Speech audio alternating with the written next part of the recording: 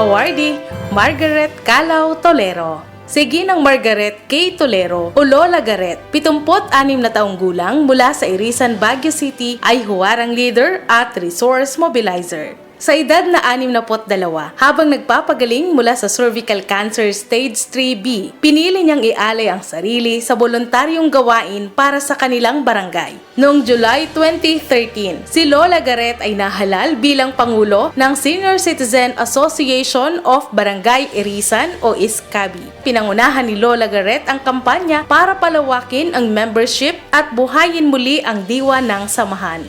Sa pakikipag-ugnayan sa City Social Welfare and Development Office o CSWDO, Health Services Office at iba't ibang NGO, nagsasagawa siya ng mga orientation, forum, seminar, pagtitipon at regular na buwanang gawain. Dahil sa lumalaking bilang ng dumadalo sa mga gawain ng samahan, nakipag-partner sila sa Irisan Fire Substation upang gamitin ang conference hall para sa kanilang mga regular na aktibidad. Mula 80 members noong 2013, lumago ang membership sa 800 noong 2014 at umabot na ngayon sa 3,000 registered senior citizen. Sa masigasig at aktibong pamumuno ni Lola Garet, nakapagpatayo ang ISCABI ng sariling 3 palapag na gusali. Noong 2018, sinimulan ng ISCABI ang Death Aid Program at nakapagbibigay sila ng 11,000 bilang ayuda sa pamilya. Sa kasalukuyan, umabot na sa 1.5 million ang pondo ng kanilang mutual aid account. Itinalaga si Lola Garet noong 2018 bilang head ng Office of Senior Citizens Affairs sa Baguio. Masigasig niyang isinulong ang kapakanan ng nakatatanda. Pinahusay ang sistema ng pagtatala at dokumentasyon at buong malasakit na tinugunan ang kanilang mga pangangailangan.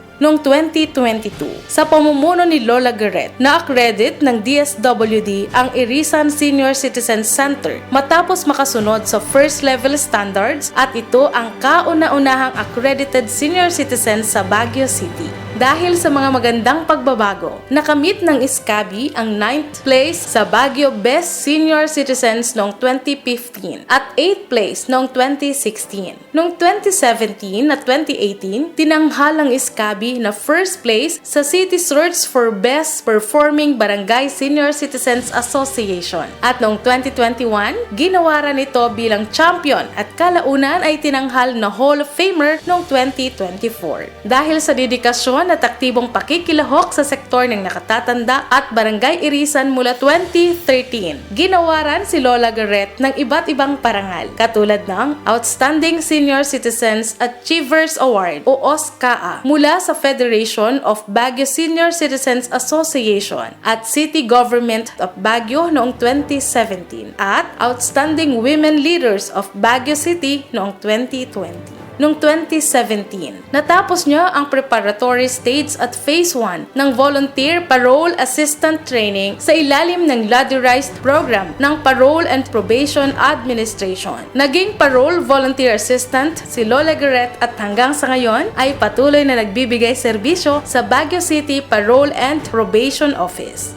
Nais ni Lola Garet na maging inspirasyon sa iba sa pamamagitan ng kanyang kwento. Ang pagiging solong magulang at pakikipaglaban sa cervical cancer ang nagturo sa kanya ng katatagan. Pinahahalagahan niya ang bawat sandali bilang biyaya mula sa poong may kapal. Kaya't inalay niya ang sarili sa voluntaryong gawain upang palakasin ang iba lalo't higit ang nakatatanda at mamuhay ng aktibo, produktibo at may pananampalataya sa Diyos. Ang kwento ng buhay, kontribusyon, dedikasyon sa pagbabago, kaalaman, pamumuno at positibong pananaw ni Lola Garet ang nagtatangi sa kanya bilang ulirang nakatatanda.